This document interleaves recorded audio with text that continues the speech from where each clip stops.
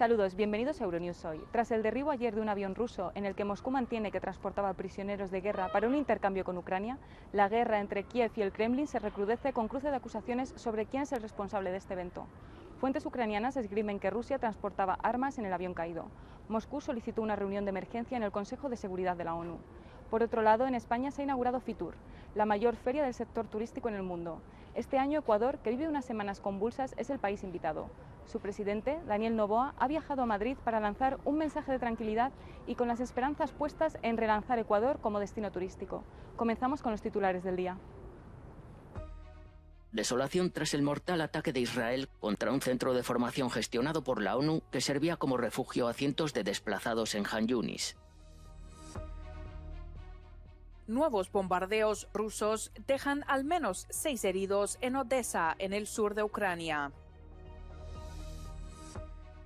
Crece el descontento entre los agricultores y transportistas europeos que reclaman menos burocracia y subidas de salarios.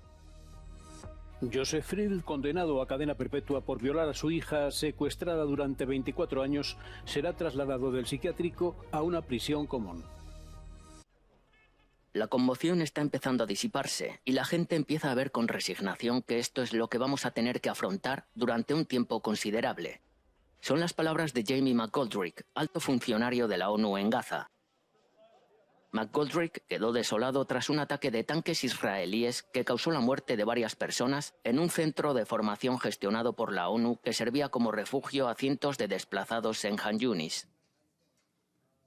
Se ha producido un ataque contra un centro de formación de las Naciones Unidas en Han Yunis que da cobijo a unas 10.000 personas desplazadas. Acaban de sufrir un ataque, justo ahora, por la tarde.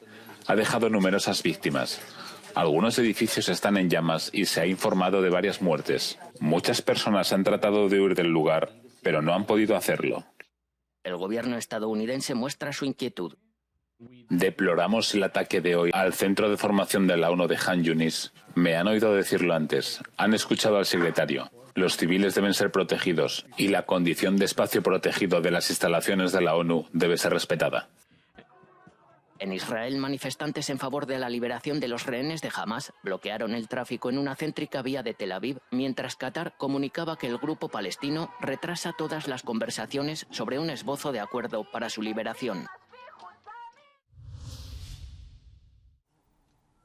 La destrucción de Gaza y la cooperación energética reúnen al presidente iraní Ebrahim Raisi y a su homólogo turco Recep Tayyip Erdogan. Raisi había pospuesto 2 veces su visita a Ankara, en una de las ocasiones por los ataques a la ciudad de Kermán, en el sureste de Irán. Turquía exige un urgente alto el fuego en Gaza e insiste en que la solución del conflicto es el establecimiento de un Estado palestino soberano en las fronteras de 1967 junto a Israel.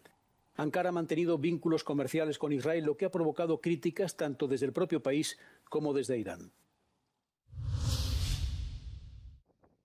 A petición de Sergei Lavrov, ministro de Asuntos Exteriores de Rusia, el Consejo de Seguridad de la ONU va a celebrar un encuentro privado a puerta cerrada sobre Ucrania. Así lo ha pedido Moscú tras estrellarse un avión ruso en Belgorod, un suceso del que el Kremlin responsabiliza a las Fuerzas Armadas ucranianas. Kiev niega los hechos y culpa a Rusia de la caída de la aeronave de transporte militar que se estrelló en una región fronteriza cercana a Ucrania. Cumplidos 700 días desde el inicio de la guerra en territorio ucraniano, Volodymyr Zelensky mantiene una firme condena ante la agresión rusa. Respecto al incidente del avión, aboga por esclarecer los hechos, dado que se produjo en territorio ruso, fuera del control ucraniano. Mientras tanto, en Kharkov, los equipos de rescate descubrieron nuevas víctimas mortales. Así, recuperaron el cadáver de una niña de 8 años que había quedado bajo los escombros de un edificio destruido por los misiles de Rusia el martes. Nuevos bombardeos rusos dejan al menos 6 heridos en Odessa, en el sur de Ucrania.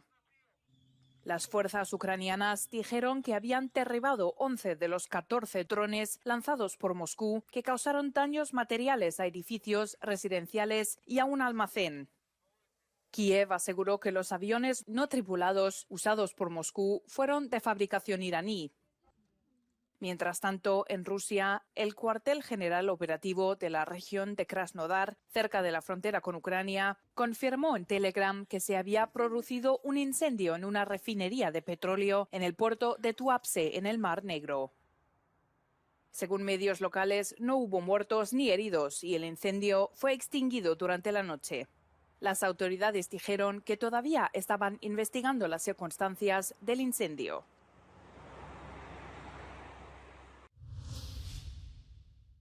La Cámara Baja del Parlamento ruso aprobó un primer borrador de proyecto de ley que permite la confiscación de bienes de quienes sean hallados culpables de difundir supuestos bulos sobre las acciones militares de Moscú, según el criterio de las propias autoridades. El proyecto de ley aún debe pasar por varios trámites parlamentarios antes de entrar en vigor, pero la legislación vigente ya se emplea periódicamente para silenciar a los críticos del Kremlin. Numerosos activistas y ciudadanos han recibido largas condenas de cárcel. Condenada por ataque terrorista en San Petersburgo. Un tribunal ruso condenó el jueves a Daria Trepova a 27 años de cárcel por matar con una bomba al bloguero pro-Putin Mladen Tatarsky. Un vídeo muestra el 2 de abril pasado a Trepova cuando le entregaba como regalo un busto con un explosivo dentro en un café de San Petersburgo durante una conferencia. Momentos después, la explosión mató al bloguero e hirió a 52 personas. Trepova insistió en que no sabía que el busto contenía una bomba. Las autoridades rusas han culpado de orquestar el atentado a Ucrania.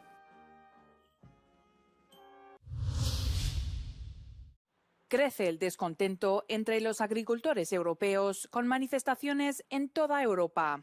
Los agricultores de Francia, el mayor productor agrícola de la UE, se siguen manifestando en varias ciudades del país y en Bruselas contra los bajos salarios y lo que consideran una burocracia excesiva.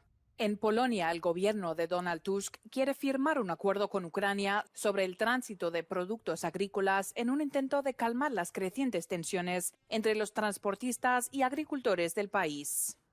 Mientras tanto, Rumanía ha vivido el 14º día de protestas y los agricultores y transportistas rumanos siguen mostrando su insatisfacción con las medidas anunciadas por el gobierno.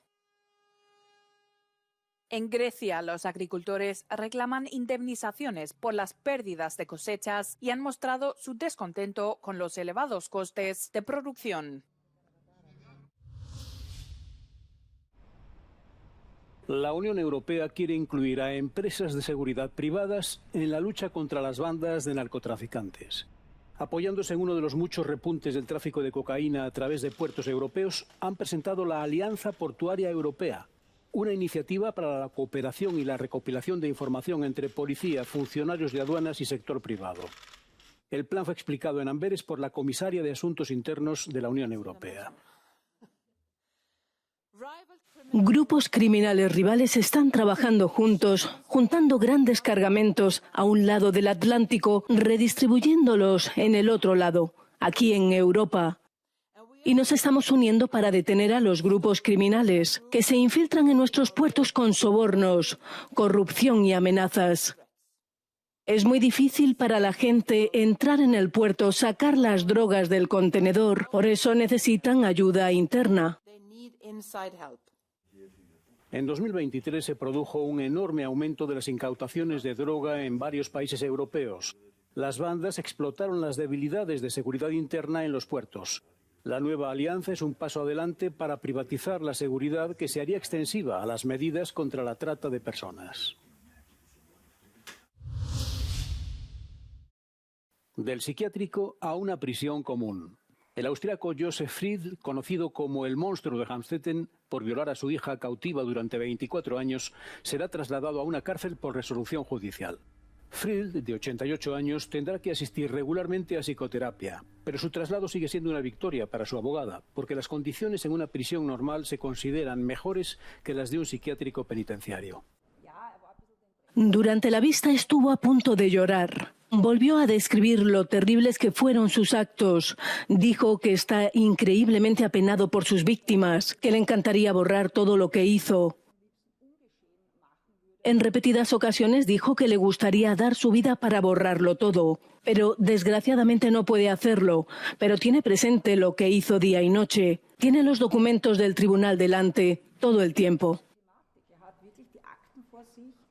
Fried, ingeniero de profesión, fue condenado a cadena perpetua en 2009 por cometer incesto, violación, coerción, encarcelamiento ilegal, esclavitud y homicidio negligente de uno de los 7 hijos que tuvo con su propia hija.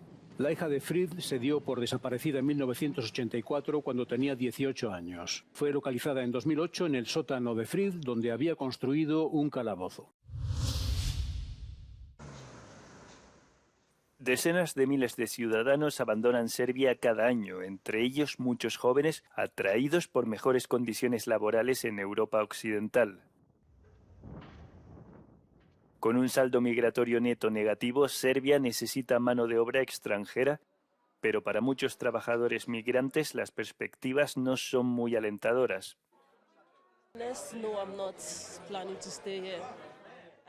Para ser sincera, no pienso quedarme aquí. Quiero ir a Canadá, pero tal vez cambie de opinión. Si puedo quedarme y conseguir un trabajo después de la escuela, ¿por qué no?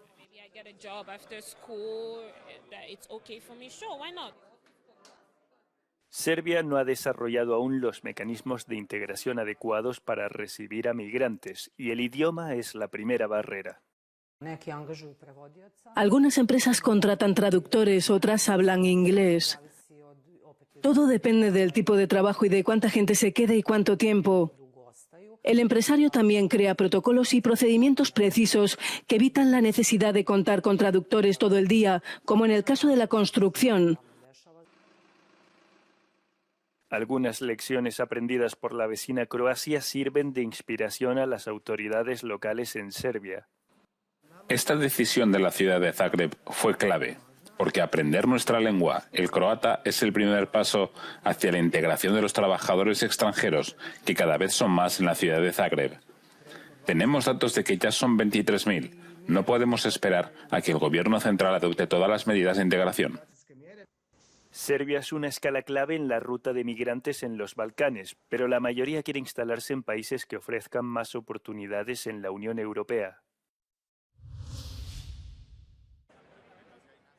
Fitur, la mayor feria de turismo del mundo, arranca en Madrid con la presencia de 152 países y más de 800 expositores en un año en el que se espera consolidar definitivamente los niveles anteriores a la pandemia y con Ecuador como país invitado. Su presidente Daniel Noboa ha viajado a Madrid con las esperanzas puestas en relanzar Ecuador como destino turístico. El número de visitantes ha caído en los últimos 4 meses debido a la inestabilidad en Ecuador.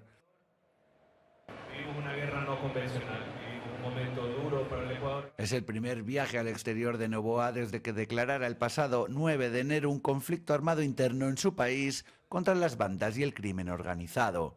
Ecuador espera ahora enviar un mensaje de confianza a los inversores y relanzar su imagen como destino seguro.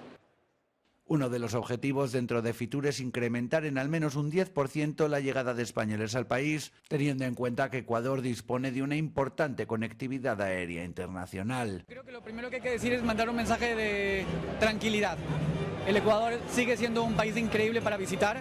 Las Islas Galápagos funcionan con normalidad, que son nuestra joya de la corona. Ecuador recibió 2 millones de visitantes en 2019. Queda aún un largo recorrido para alcanzar las cifras anteriores a la pandemia, pero confía en sus playas, su gastronomía y su gran riqueza natural para lograr su objetivo. En Madrid, Jaime Velázquez, Euronews. En los últimos 10 años, la Unión Europea no ha reducido las emisiones de los turismos con motor de combustión interna, a pesar de las cada vez más estrictas normas de emisión para los fabricantes de automóviles. Esta es la conclusión del nuevo informe publicado por el Tribunal de Cuentas Europeo. Aunque los nuevos motores de gasolina y diésel son más respetuosos con el medio ambiente, los coches nuevos son también más grandes y potentes. Por ello, las emisiones de CO2 siguen siendo altas. Una de las últimas razones es ¿por qué las emisiones de diésel y gasolina no han disminuido? Por ejemplo, el mercado de los SUV ha crecido significativamente. Los coches son cada vez más pesados. Aunque los motores sean cada vez más eficientes, el peso de estos coches, muchas de las medidas de seguridad y otros equipamientos que se añaden a los coches hacen más o menos lo mismo. Así que esa es otra razón por la que no hubo disminución de las emisiones de los coches diésel o gasolina. Según datos del Tribunal de Cuentas Europeo, en los últimos 10 años las emisiones globales de los coches diésel han permanecido invariables, pero en los vehículos de gasolina se ha producido un ligero descenso del 4,6%. En este periodo los coches ganaron de media un 10% en peso y un 25% en potencia. Por ello, el verdadero recorte en las emisiones de los automóviles proviene de la expansión de los coches eléctricos en el bloque. Pero la UE se enfrenta a varios retos, como las materias primas o la producción de baterías. Los fondos de la Unión Europea se destinan principalmente a las energías renovables, a aumentar la densidad de la infraestructura de recarga. Existe la ley de materias primas, que se espera que proporcione una mayor seguridad con la materia prima para la producción de las baterías. Así que creo que la Unión Europea recientemente ya ha comenzado a cambiar completamente el enfoque y todas las inversiones van para cosas verdes. Las emisiones de CO2 del sector de transporte no han dejado de crecer en los últimos años. En 2021 el transporte representó el 23% de las emisiones totales de gases de efecto invernadero en la Unión Europea. Argentina ha vivido una jornada en la que se ha producido la primera huelga general en 5 años, 12 horas de paros con vuelos cancelados y medios de transporte interrumpidos. A la manifestación acudieron 600.000 personas según los sindicatos, una cifra que rebaja el gobierno a los 40.000. Los manifestantes pretenden hacer descarrilar los planes del gobierno de Javier Milei de desregular la economía, recortar el gasto público, limitar el poder de los sindicatos. Numerosas reformas cuya base es un proyecto de ley con el que el gobierno pretende atribuirse amplias facultades con el pretexto de una emergencia pública. Al menos 70 personas han muerto en Mali tras el colapso de una mina de oro en el suroeste del país. Más de 100 personas se encontraban en la mina en el momento del derrumbe y las autoridades siguen buscando a sobrevivientes. Este tipo de tragedias son comunes en Mali, que es uno de los mayores exportadores de oro del mundo. Más de 2 millones de personas, o más del 10% de la población de Mali, dependen del sector minero para obtener ingresos. Hasta aquí las noticias. Pueden mantenerse informados a través de nuestras redes sociales y nuestra página web. No olviden suscribirse al canal de YouTube para no perderse ningún Euronews Hoy. Ahora les dejamos con el vídeo No Comment del día, en el que verán una imponente tormenta de nieve en Japón. Que tengan un buen día.